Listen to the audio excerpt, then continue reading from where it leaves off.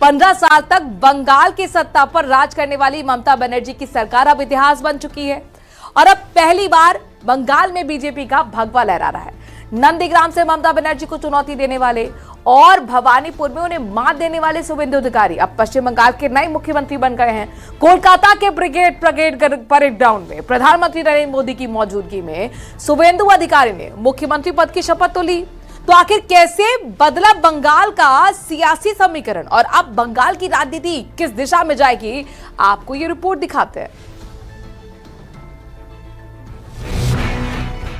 আমি শুভেন্দু অধিকারী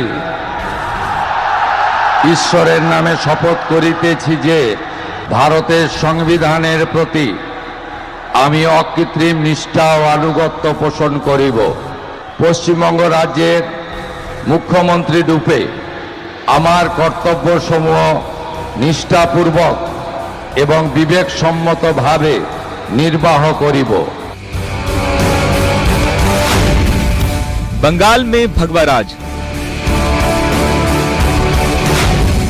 15 साल बाद बदली सत्ता।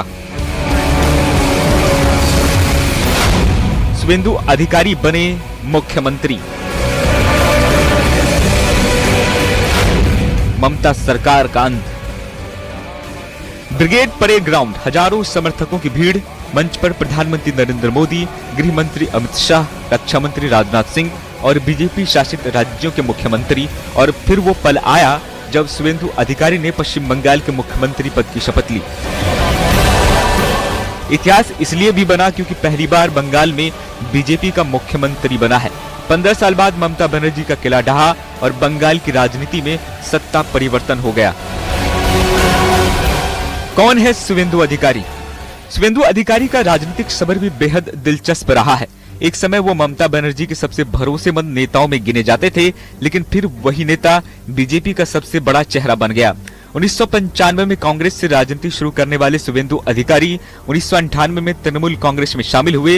सिंगूर और नंदीग्राम आंदोलन में उन्होंने अहम भूमिका निभाई, लेकिन 2020 में टीएमसी छोड़ बीजेपी में शामिल हो गए और अब वही शुभेंदु अधिकारी बंगाल की सत्ता के सबसे बड़े चेहरे बन चुके हैं। शुभेंदु अधिकारी के साथ नई सरकार के कई बड़े चेहरे ने भी शपथ ली।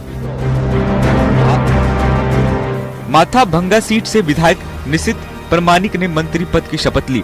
टीएमसी से राजनीति शुरू करने वाले निशित 2019 में बीजेपी में शामिल हुए थे और केंद्र में राज्य मंत्री भी रह चुके हैं।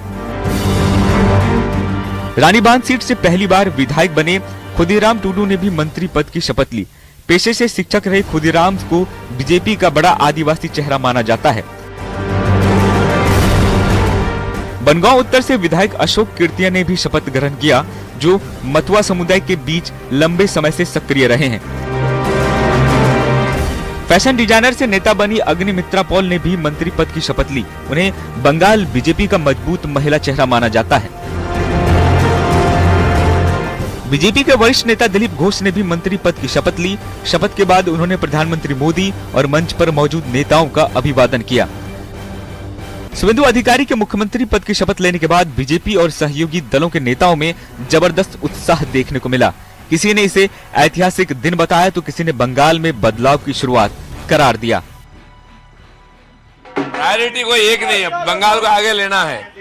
लोग शांति से निर्भय हो गए चाहिए, ऐसा वातावरण चाहिए। और कितना हो रही है, पहला खुशी तो हो रही है, लेकिन जितने बलिदानी हमारे 50-75 साल से बलिदान दिए हैं उनका भी याद आ रहा है इस समय। बंगाल निश्चित रूप से आज का दिन एक अद्भुत दिन है। माननीय नवनिर्वाचित मुख्यमंत्री जी और उनके मंत्रिमंडल के सदस्यों को बधाई। देश के आदरणीय प्रधानमंत्री मोदी जी जो देश को आगे बढ़ा रहे हैं, देश को आर्थिक महासत्ता बनाने में जुटे हुए हैं, तो ऐसे परिस्थिति में उनका करिश्मा, उनकी जादू यहाँ पर जीत गई है। मैं पहले ही कहा था कि एक तरफ भय था, दूसरी तरफ भरोसा था, तो इस चुनाव में भय हार गया और मोदी जी का भरोसा जीत गया। ये बंगाल की जनता का साहस है, विश्वास है, जो उन्होंने विकास का रास्ता चुना। आदरणीय नरेंद्र मोदी जी के नेतृत्व में विकास की जो राह ये बंगाल अब पकड़ेगा। आज का जो सूरज इस बंगाल में उदय हुआ है वो रविंद्रनाथ टैगोर जी के आशीर्वाद से, श्यामा प्रसाद मुखर्जी जी के मार्गदर्शन में जिस तरीके से बंगाल को पहले बढ़ना चाहिए था, अब वो बंगाल बढ़ पाएगा। पूरे देश के साथ में कंधे से कंधा मिलाकर के, गति मिलाकर के सोनार बंगला इस पूरे बंगाल वासियों को मिलेगा। एक एक जन का लाभ होगा।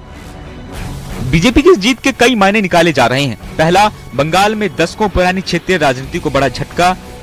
दूसरा, पूर्वी भारत में बीजेपी की सबसे बड़ी राजनीतिक सफलता। और तीसरा, 2029 के लोकसभा चुनाव से पहले बीजेपी के लिए बड़ा मनोवैज्ञानिक बढ़त। फिलहाल बंगाल में सत्ता बदल चुकी है, सियासत का रंग बदल चुका है और अब नजरें इस बात पर है कि क्या बीजेपी बंगाल में अपने वादों को जमीन पर उतार पाएगी या फिर बंगाल की राजनीति एक बार फिर नया मोड़ लेगी। Bureau report, news 18 Delhi NCR।